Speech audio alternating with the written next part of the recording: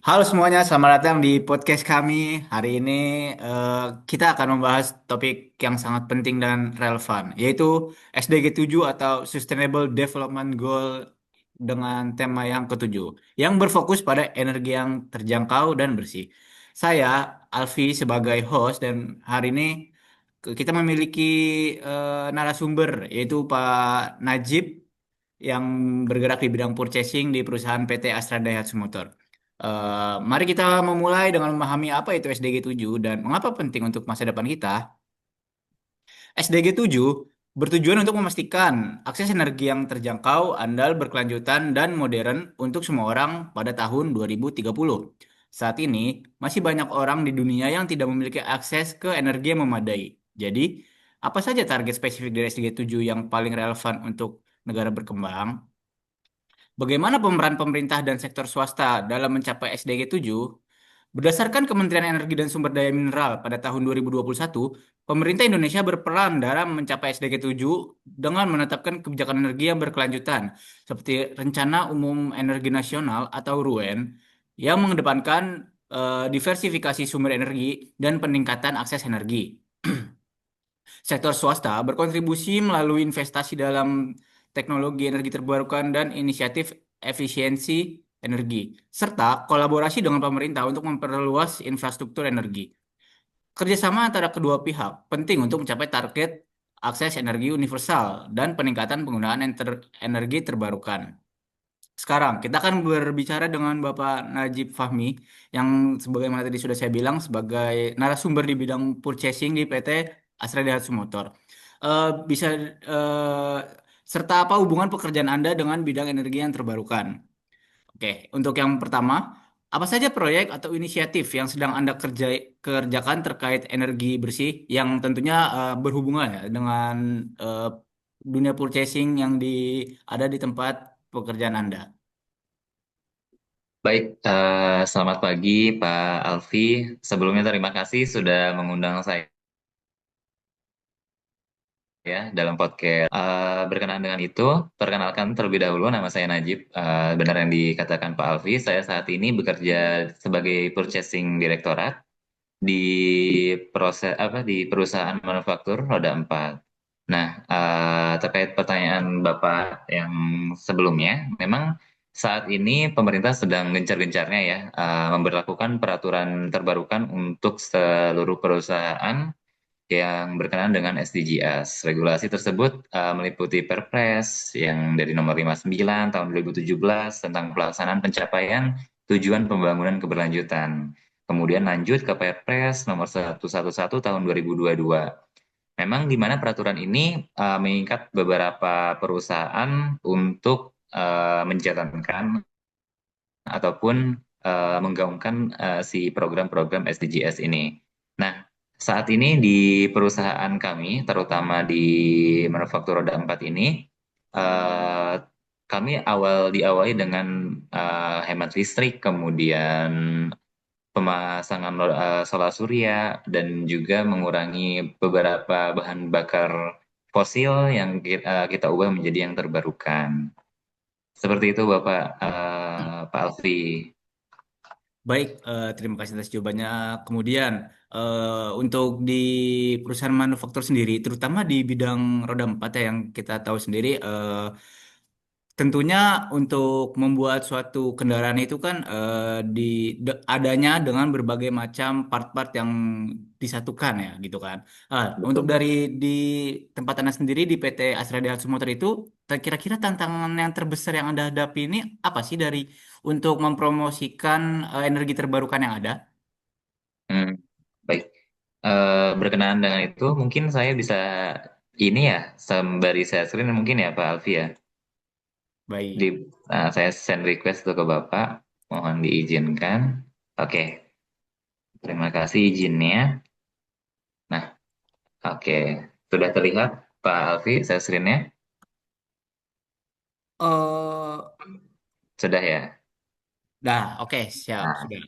jadi memang di kami, di Astra Daihatsu Motor,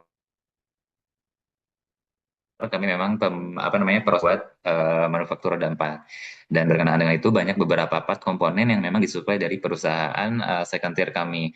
Nah, di mana ke peran purchasing yang memang membawahi ataupun bekerja sama dengan beberapa supplier, total supplier yang kita gaungkan itu ada tiga. Total supplier yang kita ajak kerjasama itu memang ada 300 lebih, dan itu memang terbagi dari raw material, kemudian barang jadi, kemudian bahan bakar, dan lain-lain. Di mana ketika saya bergabung dengan departemen ataupun divisi EHS, yang di mana di perusahaan kami yang mengatur SDG itu, kita ditargetkan dari EHS itu untuk menggaungkan si SDG ini ke beberapa supplier rekanan kami. Karena memang di supplier-supplier rekanan kami pun masih minim literatur atau literasi terkait SDG ini. Jadi memang kita saling bahu-membahu, entah memang di supplier yang lebih maju ataupun di ADM yang sudah lebih maju, kita akan sharing informasi.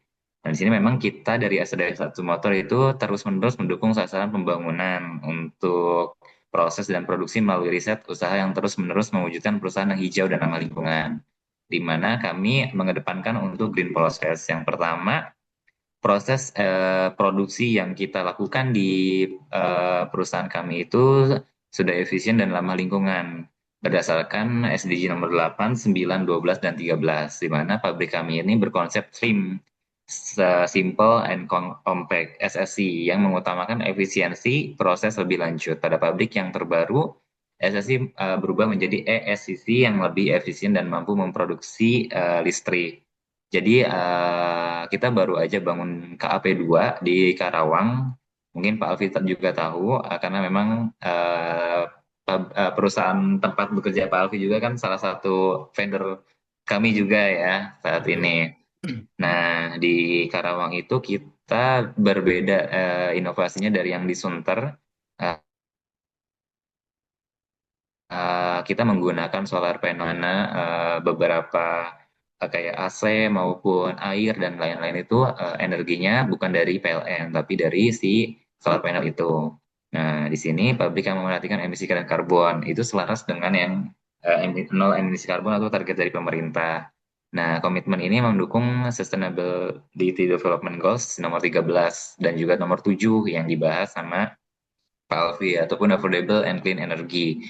Kita memang meminimalisir cost dengan kalau misalkan orang Jepang itu WW analisis, kita mencari tahu bahan bakar apa ataupun konsumsi listrik yang tinggi itu apa aja. Nah, di situ didapatkan dari penggunaan AC, kemudian air, dan juga beberapa proses produksi. Nah, yang AC ini kita juga mengimplementasikan di mana akan mati otomatis di jam 7 malam ataupun setelah selesai bekerja.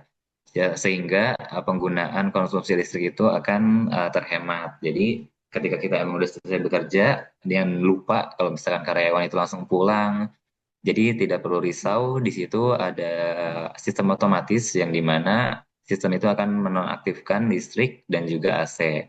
Kemudian kita juga memasangkan sensor gerak di penggunaan lampu, di mana ruang-ruang meeting kami pun akan menyala dan mati apabila ada yang menggunakan. Memang komitmen ini untuk mendukung Sustainable Goals nomor 13 itu, mendukung iklim dan gas rumah kaca melalui penerapan energi terbarukan. Nah, di sini juga pabrik kami memasang solar PV dengan kapasitas lebih dari 4,4 megawatt power dan berencana memasang lebih dari 8 MWP pada langkah selanjutnya, serta menjadi solar PV terpasang terbesar di industri otomotif. Nah, tidak dari itu, sistem manajemen yang terkelola sepenuhnya ada sertifikasi dari pemerintah, yaitu ISO 14001 yang kami miliki dari tahun 2002. Lanjut, dan kita juga ada lingkungan kerja yang aman dan ramah karyawan, memastikan bahwa pabrik kami aman bagi karyawan untuk bekerja dan yang lebih baik lagi. Kami juga peduli terhadap kesehatan karyawan, karena memang di setiap kuartal itu kita ada audit dari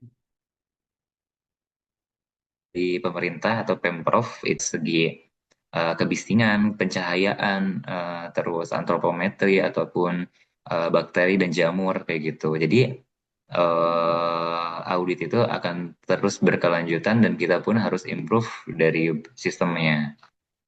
Seperti itu, Pak Alfi. Oke, berarti untuk di ADM sendiri itu kan sudah memiliki teknologi yang mulai perlahan-perlahan itu untuk meningkatkan energi ya, seperti contoh tadi menggunakan panel surya, serta contohnya untuk dengan menghemat listrik seperti ruang meetingnya itu menggunakan sensor gerak seperti itu kan. Jadi untuk mengurangi konsumsi listrik yang ada. Menurut Bapak sendiri, kira-kira untuk melihat peran teknologi ke depannya ini, bagaimana sih peran teknologi itu kira-kira dapat mengatasi energi masalah yang ada di masa depan? Hmm. Sangat menarik pertanyaannya. Memang eh, jika kita bekerja di budaya Jepang, di kami itu setiap tahun itu memang ada, mungkin Pak Alfi juga tahu, namanya QCC ya, Quality Control Circle, di mana beberapa divisi dari kami termasuk GA, kemudian PE dan lain-lain semua itu diharuskan untuk improve. Nah, kami memandang teknologi ini adalah sebuah konten untuk di-improve selalu, walaupun memang saat ini baik, belum tentu di kedepannya baik. Contohnya kalau misalkan penggunaan air. Nah, di kami itu kemarin ada beberapa kisisi yang mengangkat tema untuk menghemat air, di mana air sisa AC itu akan kami sentralisasi, kemudian bisa digunakan untuk cuci mobil atau apa. Nah, tapi kembali lagi untuk kualitas dan juga penggunaan air AC itu memang perlu dibatasi karena memang tidak boleh tertukar kalau misalkan dipakai air wudhu ataupun apalagi dipakai untuk yang lain-lainnya yang akan beriritasi dengan kulit dan lain-lain.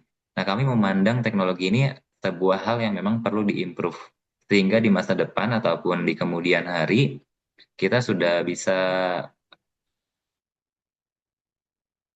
eh, apa ya, ini kemajuan teknologi tersebut. Seperti itu, Pak Alfi. Oke, untuk yang kita tahu sendiri, untuk mendirikan suatu perusahaan di, apalagi di daerah Indonesia ya, pasti kan ada kita bersinggungan dengan masyarakat sekitar. eh, Mm-mm. Ataupun mungkin juga komunitas. Kira-kira kalau di ADM sendiri itu ada nggak sih yang dilakukan dengan komunitas lokal untuk mendukung inisiatif energi bersih tersebut? Hmm. Kalau misalkan ini kami sering sharing divisi bersama dengan divisi CSR dan juga yang terlibat oleh masyarakat ya. Memang itu di divisi CSR ataupun di bawah divisi Direktorat GA. Nah, mereka itu memang menggaungkan program-program di mana kami mengedepankan untuk edukasi terhadap masyarakat di Ring 1 ataupun misalkan di Sunter itu ada dari Sungai Bambu dan Warakas dan lain-lain. Itu memang kita selalu di tiap kuartal itu akan kami adakan sesi edukasi terkait masyarakat tentang entah penggunaan apa namanya listrik, kemudian hemat air, dan yang utama adalah kalau misalkan Bapak Alfi tahu di Jakarta ini kita sering menghadapi bencana banjir gitu ya. Kami dari perusahaan menyikapi dari banjir itu kami memasang sensor darurat di beberapa titik di mana titik-titik ataupun sensor tersebut akan mengirimkan sinyal apabila banjir itu sudah naik, kemudian dari BNF atau Bad News itu akan diinformasikan ke manajemen dan juga akan kami infokan ke masyarakat. Sehingga timbal baliknya masyarakat akan teredukasi dan juga waspada ataupun tahu bagaimana menghadapi musibah. Nah, baik lagi karena memang itu adalah hal yang teknologi dan lain-lain, banyak banget benefit ataupun manfaat tidak hanya untuk perusahaan sendiri dan itu dapat menguntungkan untuk di segi masyarakat di masyarakat sekitar dan apa bila yang di Karawang apabila kita menggunakan solar panel kan berarti PLN itu akan fokus terhadap masyarakat dan terbagi listriknya itu tidak terlalu banyak digunakan oleh perusahaan seperti itu Pak. Ya, sehabis itu tidak dari itu, kami pun dari perusahaan selalu giat apabila memang terjadi problematika di masyarakat seperti konsleting listrik ataupun apa, itu suka ada edukasinya dari kami di CSR kami. Biasanya kita mengadakan itu di RPT, RPTRA ataupun di ruang publik yang bisa mengumpulkan masyarakat. Seperti itu Pak Alfi.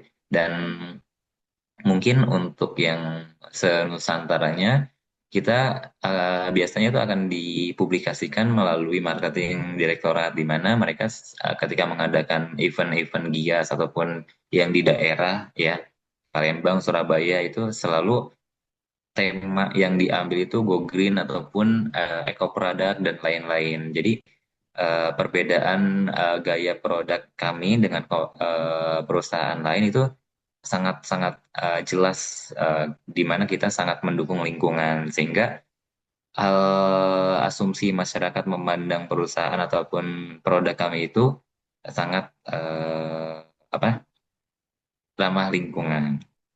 Seperti itu Pak Alfi. Oke, baik. Terima kasih atas jawabannya, Pak Najib. Kemudian, seperti yang kita tahu sendiri, Astra Dayat Motor itu memiliki mother company yang di Jepang kan ya, Pak ya? Ya, Ah, betul sekali. kira-kira nih, adakah dari mungkin Astra Daihatsu Motor sendiri dengan pusatnya itu yang itu di Jepang berkolaborasi? Jadi kayak seperti kolaborasi antar negara gitu yang kira-kira dapat membantu untuk mencapai target SDG 7. Hmm, baik. Jadi kami ini memang dimenaungi oleh Daihatsu Motor Company ataupun yang di Jepang. Nah, salah satunya adalah bagian produk ini. Nah, di mana ke apa namanya, orang-orang Indonesia ini berkolaborasi, diberi ruang untuk sekreatif mungkin dan menjudgment dari DMC itu, untuk di mana pertama mobil ini harus green car. Kami terus mengembangkan mobil ramah lingkungan untuk menunjukkan komitmen kami dengan mengurangi dampak gas rumah kaca. Ini adalah bentuk kerjasama kami dari Astra Daihatsu Motor dan juga Daihatsu Motor Company di Jepang. Nah, harga mobil ramah lingkungan ini kami juga sangat terjangkau dan memudahkan semua orang untuk memiliki kendaraan. Nah, namanya Ayla ini ya, mungkin Bapak tahu ya. Nah, ini selaras dengan poin SDG 7, 9, sama 13. Selanjutnya, platform ramah lingkungan.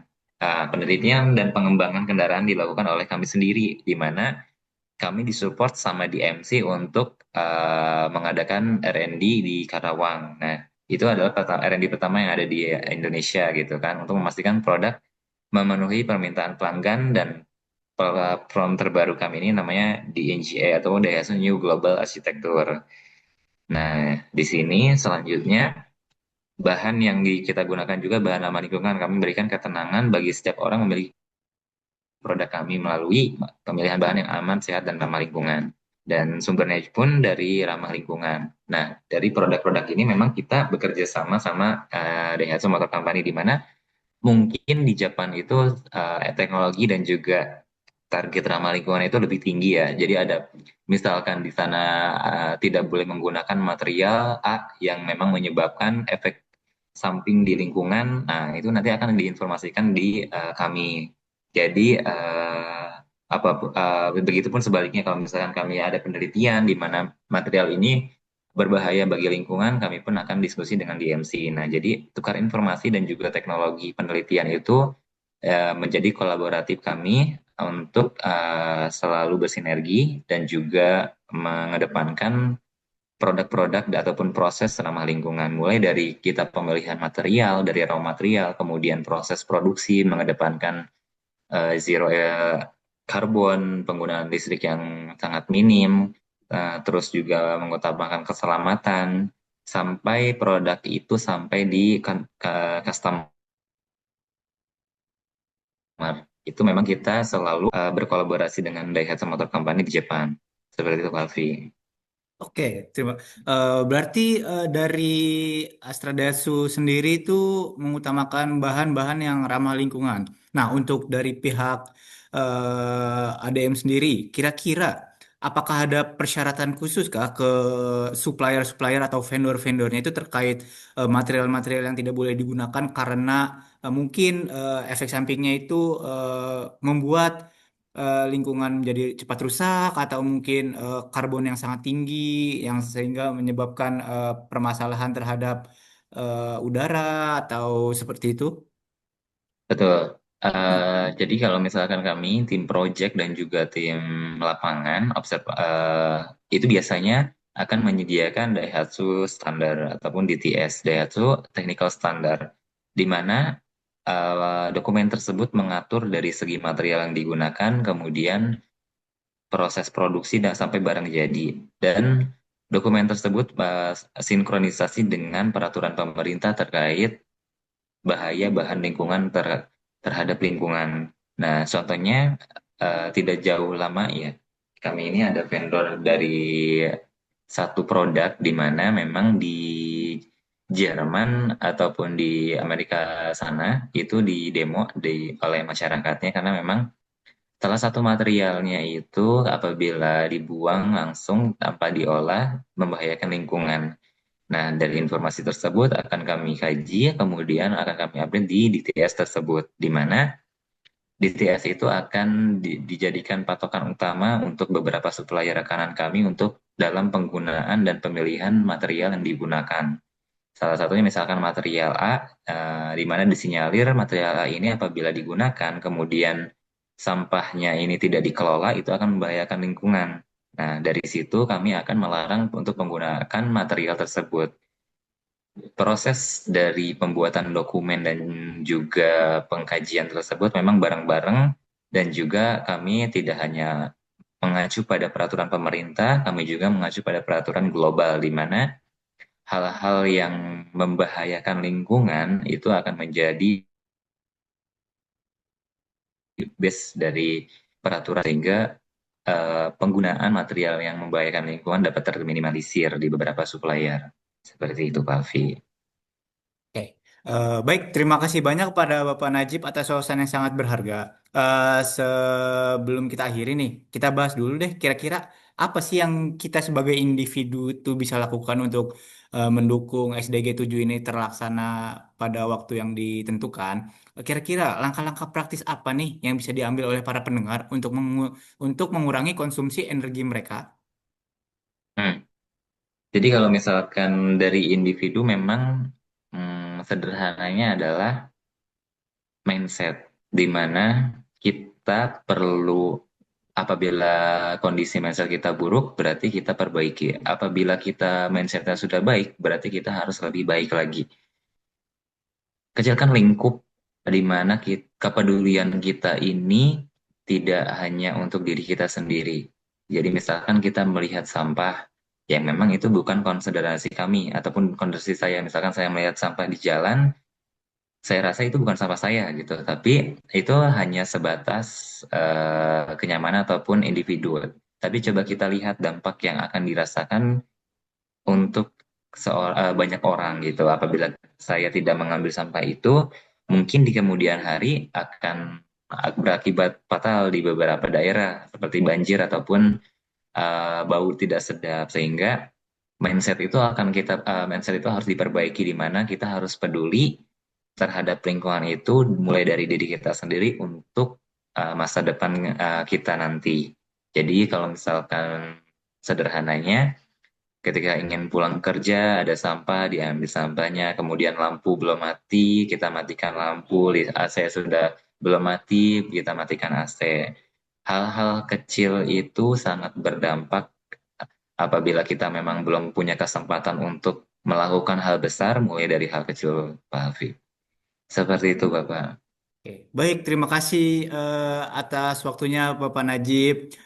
Jadi untuk wawancara hari ini itu emang kita temanya itu dari tema SDG 7 ya. Terima kasih atas masukannya serta atas saran-saran serta wawasannya yang telah diberikan kepada kami. Kita berhubung kita udah ada di ujung podcast nih, saya ingin berterima kasih kepada para pendengar yang mau mendengarkan podcast ini sampai akhir. Bertransformasi menuju energi bersih bukanlah perjalanan yang mudah. Akan tetapi, melalui sinergi dan inovasi, hal ini bisa menjadi kenyataan. Tetaplah terhubung dengan perkembangan energi terbarukan dan mulailah langkah-langkah sederhana dalam keseharian untuk mendukung perubahan. Sampai bertemu lagi, tetap semangat dan mari membangun masa depan yang lebih lestari dan ramah lingkungan. Terima kasih telah mendengarkan podcast kami hari ini. Saya Alfi sebagai pembawa podcast dan juga Pak Najib Fahmi Najmuddin sebagai narasumber pamit undur diri. Salam lestari. Terima kasih. Terima kasih, terima kasih.